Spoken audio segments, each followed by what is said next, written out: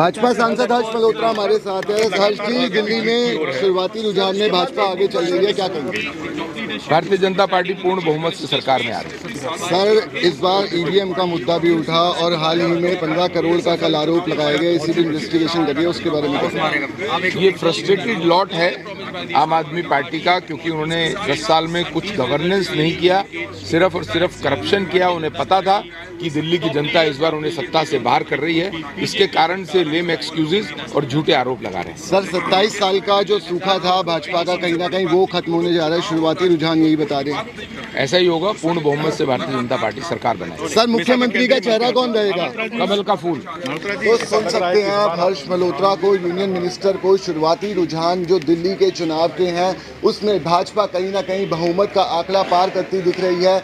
सभी जगह शुरुआती रुझान के अंदर 40 का जो आंकड़ा है भाजपा पार करती दिखाई दे रही है। इस समय हम बीजेपी के पंथ मार्ग के दफ्तर पे मौजूद हैं। आपको मैं तस्वीरें दिखाना चाहूँगा यहाँ पर किस तरीके से बड़ी बड़ी स्क्रीन्स लगाई गई हैं बाकायदा, और पार्टी के जो कार्यकर्ता हैं वो भी भारी संख्या में यहाँ मौजूद हैं।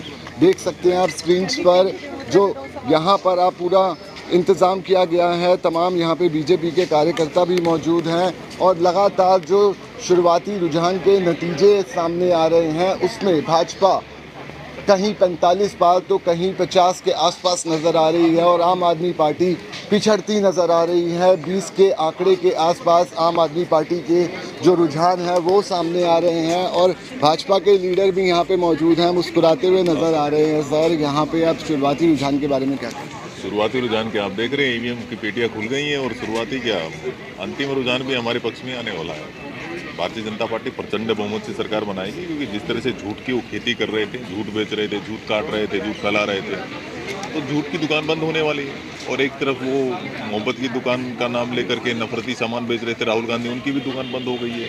इंडी गठबंधन की दोनों की दुकानें बंद हो गई है। जनता ने दिखा दिया है कि अगर कोई विकास की राजनीति कर सकता है, सुशासन दे सकता है, भ्रष्टाचार पर जीरो टॉलरेंस की नीति किसी के पास में है तो भारतीय जनता पार्टी के पास में है। दिल्ली में वनवास खत्म हुआ, 27 साल का नज़र आ रहा है अब नतीजों के बाद, उस पर क्या कहना है?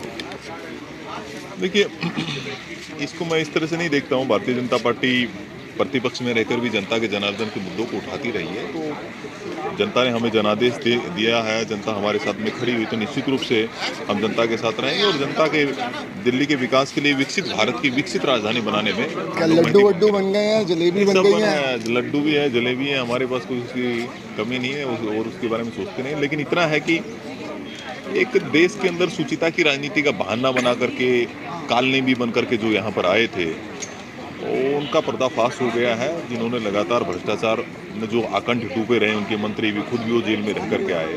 तो ये साफ साफ ये देश की राजनीति में को भी संदेश है कि इंडी गठबंधन जो लगातार विफल हो रहा है, इंडी गठबंधन के सहयोगी लगातार साइड हो रहे हैं और जनता जनार्दन उनको नकार रही है। तो इसे साफ साफ दिखाता है कि इस देश के अंदर भारतीय जनता पार्टी एकमात्र विकल्प है, जिसकी साख है, नेता है, नीति है और नेतृत्व है। जी, तो आप भाजपा के नेताओं की बात को सुन सकते हैं, जिस तरीके से अब वो कॉन्फिडेंट नज़र आ रहे हैं, चेहरे पे मुस्कुराहट है और यहाँ पर लड्डू जलेबी की भी तैयारी कर ली गई है भाजपा के दफ्तर में। और लगातार जो शुरुआती रुझान है भाजपा के पक्ष में है और इसी पर पीछे कहीं ना कहीं आम आदमी पार्टी पिछड़ती नज़र आ रही है। लगातार चुनाव की कवरेज डायनामाइट न्यूज़ पर जारी है। कैमरामैन सुरेंद्र सिंह के साथ रोहित गोयल, डायनामाइट न्यूज़ दिल्ली।